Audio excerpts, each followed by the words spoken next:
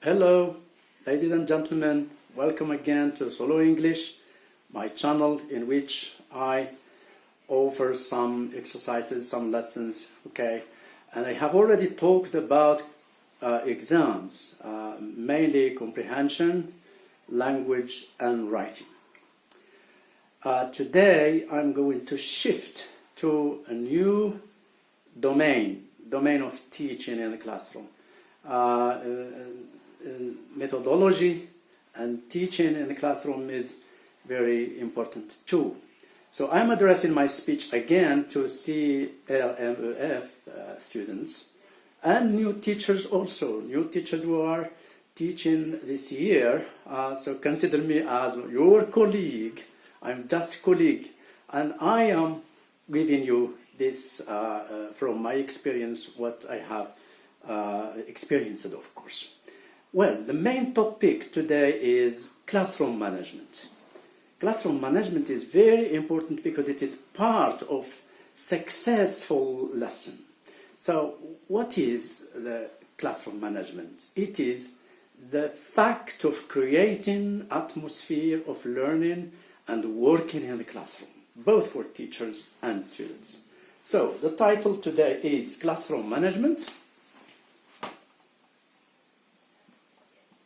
Classroom management. It is of crucial importance. Here you are, classroom management. So before talking about classroom management, let me refer to the problems we have in the classroom nowadays. Nowadays, a lot of people are complaining, teachers are complaining, students are complaining about problems in the classroom. Of course, there are problems, but I'm going to focus on 4 main problems. First one is large classes. Large classes. Number 2, multi-level classes. Multi-level classes. And number 3, absence of textbooks in the classroom. And number 4, motivation in the classroom. These are the main points that we are going to discuss one by one, and we are going to see to what extent these points make my lesson and your lesson successful or unsuccessful. Concerning large classes, you know, nowadays we have 45 students and 50 students in the classroom. So it is difficult to handle the tasks and activities, or even if I prepare my lesson well, it is difficult to handle it because 50 students, 40 students, it's difficult to teach them. So there is a problem that I'm going to refer to, skills and tasks, or skills. I'm going to focus on skills here. I refer to a problem of listening. Listening in the classroom is a problem with 50 students. How can you do listening? Also, some teachers say, okay, let's skip it. And especially when the exam is near, when you have a lot of work to do, you say, well, listening is just wasting time. Well, anyway, but I suggest, this is my point of view and this is my experience with students, I suggest an alternative. I suggest another way of doing listening. If I have a text to teach in the classroom, from textbook, of course, what am I going to do is to transfer the text in the form of a story. I'm going, of course, it's too demanding for the teacher, but you take it and you narrate it as a story in the classroom to your students. And once I come to the classroom, I say, well, today I'm going to tell you a story. Everybody is happy to listen to the story, they like stories, and they say, okay, well, so tell us a story, but I advise you, before telling the story, put 3 questions on the blackboard before telling the story. First question, Number one, what is the topic of the story? Sorry, my blackboard is too small. So, what is the topic of the story? Put it on the blackboard before telling the story. Number two, what are the characters of the story? What are the characters?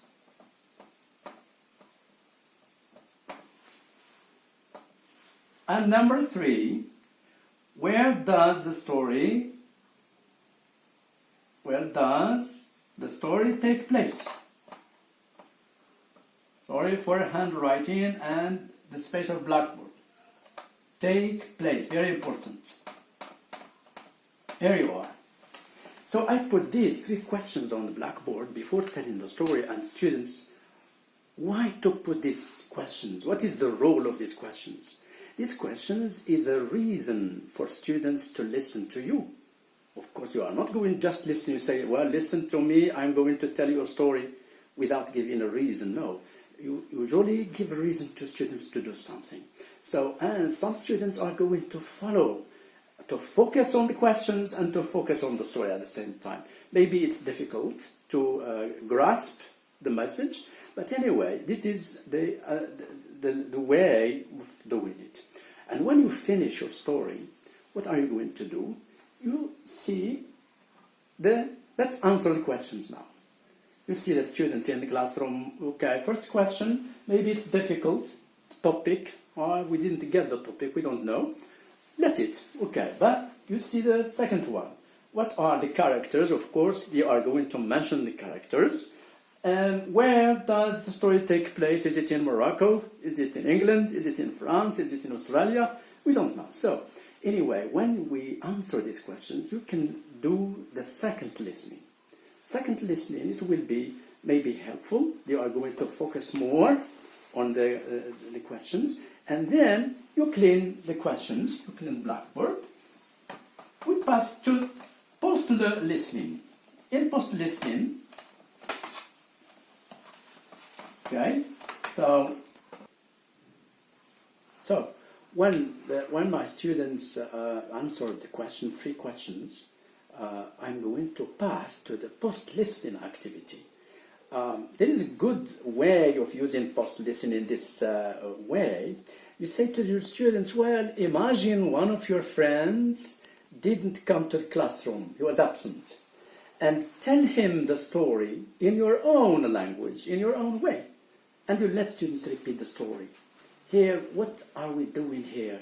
We are teaching fluency. Fluency and the way of expressing themselves without going back to the passage. You can use it because we keep just the content in our mind, and then we use language to tell the story, to send a message. Well, this is problem of dealing with large classes, especially listening. Other activities maybe they will be helpful. Let's come to multi-level classes. Multi-level classes means when we have your classroom, and it happens, you have different levels in the classroom. You have weak students, strong students, you have intermediate students, and you have medium students, so different levels. And these different levels makes learning difficult for students, for the best students, for low students. So what are you going, teacher, what is he going to follow? Is he going to give enough time for the slowest students and let the best students? This creates problems for us. So anyway, the teacher tries to focus on this point. You should feel that there are different levels in the classroom, and there is problem of class coverage. All students should learn. All students should get the message.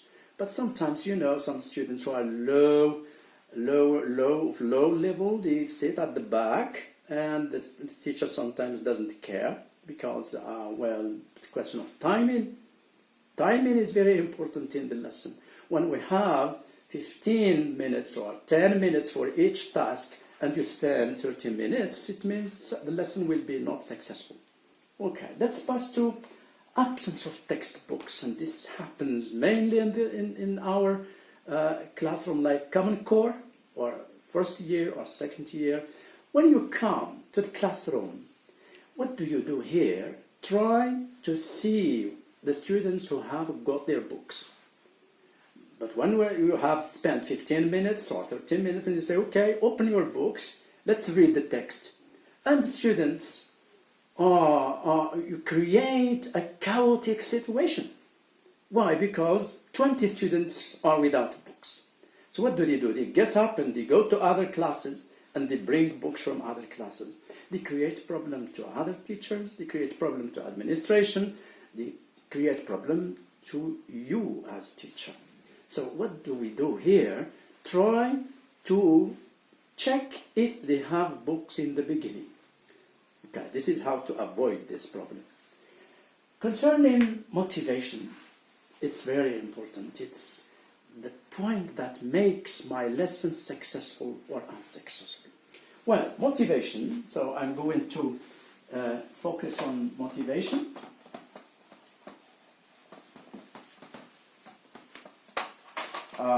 For motivation,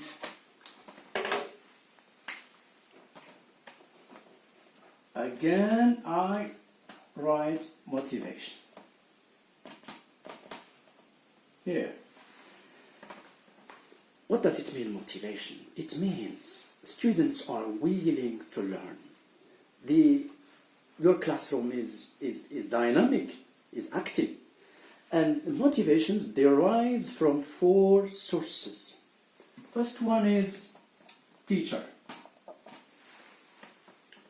Second one, parents. And number 3, peers or colleagues. And number 4, willingness.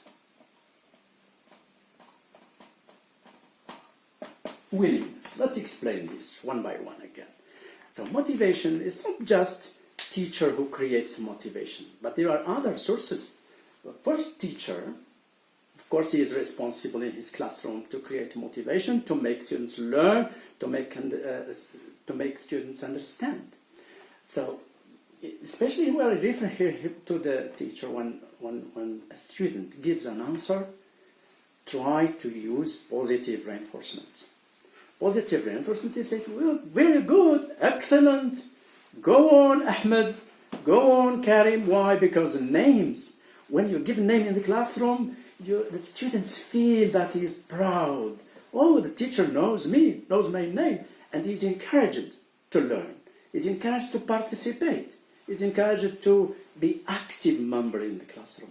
Otherwise, well, he is neglected, let him neglected. So, teacher here, the role of the teacher is just to use positive reinforcement to help the learner and give mark. When a student does his work, he prepares his homeworks, give him a mark. And when you give a mark, you encourage. You let the weakest students follow. Okay. Parents. Parents also participate and they are dynamic. They are very important to encourage their learner, their children. By the way, parents, this morning I was in the market and I heard mother talking to her son. She said, a primary school student, she said, "What did you study this morning?" He said, "Yes." "What did you study?" And the child says, kept quiet in the beginning, and I was observing. the child kept quiet. She said, "You didn't learn anything then?" He said, "No, نشاط العلمي and رياضيات." So the child just brought the subject matter. But the mother was not satisfied because the mother wants the content. What did the child bring from the classroom? What did he understand? Is there a shift to a new learning or no shift? Like as Krashen says, I plus 1. So you know the story, I plus 1. I represents actual learning. So Krashen believes that whenever we give a lesson, whenever we give an activity, we should make the learner shift to potential learning, to a new learning. But sometimes the new learning doesn't happen, doesn't occur, like the case of this boy, like the case of this son.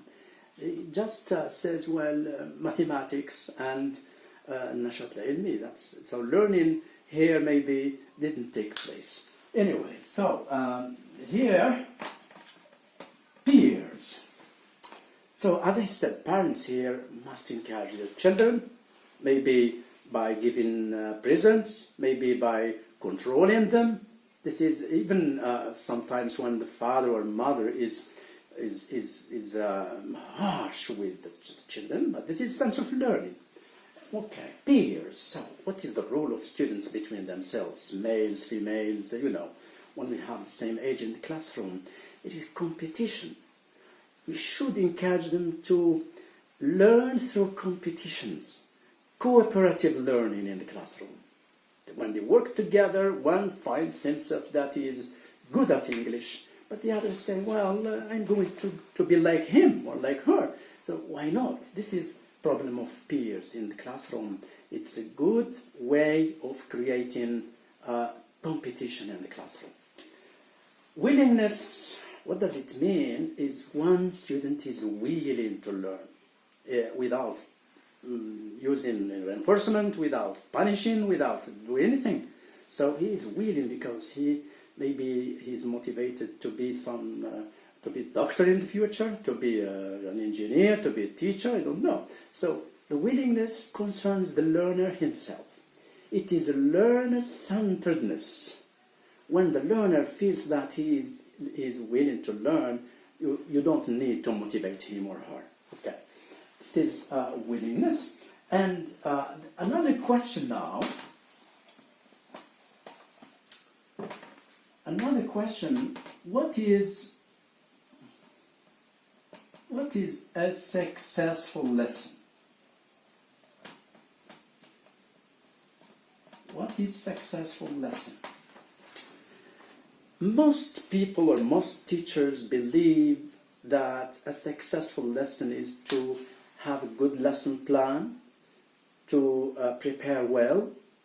And I go to the classroom and say, okay, my classroom today is going to be dynamic, is going to be active because I prepared the lesson well.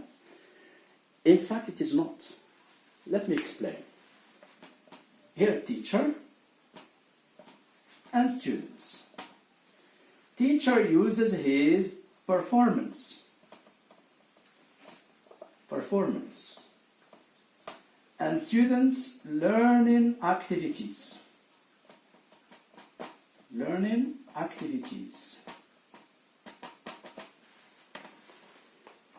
Of course, I don't neglect teachers' performance. It's of crucial importance. But it's not enough. If I prepare a good lesson and I go to the classroom, I give it in the classroom, but my students didn't learn anything. Is it a successful lesson? No. The lesson is failure in this case. So what do we need is one student learned something. One student grasped the message. One student moved or shifted from I plus 1. So this is what learning activities is taking place in the classroom. This is a successful lesson. If not, the lesson is not successful. The teacher should change his techniques maybe. The teacher should seek the weak points in the lesson. Even if it is well presented, well prepared, but the problem of students, problem of learner, is did he get more information or he is stagnant, without moving further? Well, this is today the main points of classroom management in our classes, in our Moroccan classes.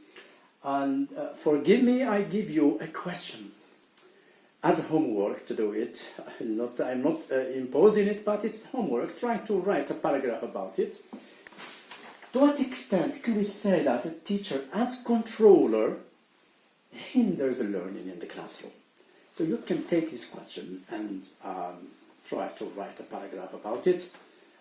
Ladies and gentlemen, thank you very much. I hope that you will get something beneficial from my classroom today, my video, and I hope I will meet you soon in another video. Thank you very much.